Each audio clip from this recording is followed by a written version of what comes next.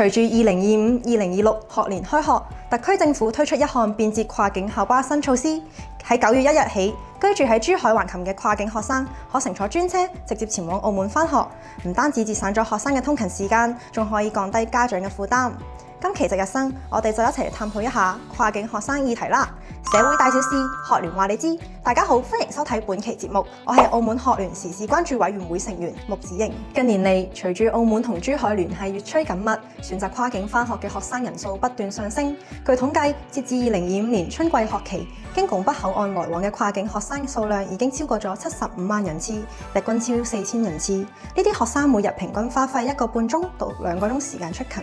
清晨5、6點就要起身趕路，長期落嚟唔單止會影響到佢哋嘅休息，仲可能造成學習效率下降同埋心理壓力增加。現時大部分跨境學生依賴家長接送或使用私營巴士，但後者收費高昂，每個月交通費由2000蚊至3000蚊澳門元不等，對唔少家庭而言都係沉重嘅負擔。更值得關注嘅係，部分私營車輛存在超載或安全標準不統一嘅問題，對學生嚟講都係唔少嘅安全隱患。而隨住琴澳跨境校巴新措施嘅推出，居住喺橫琴嘅學生前往澳門返學嘅時候，無需落車通關，邊檢人員會登車核對身份，成個通關過程大約10分鐘就可以完成。呢項隨車查檢、免落車通關嘅新模式，喺便利學生之餘，亦都推進咗琴澳兩地喺教育同交通上面嘅融合。另一方面，目前仍有唔少跨境學生居住喺香洲區、坦洲鎮等其他地區。為進一步改善呢啲學生嘅出行狀況，我想提出2點建議。第一，喺傳統通關模式上邊，進一步擴大口岸入邊嘅學生專用通道嘅使用時段同埋通道數量，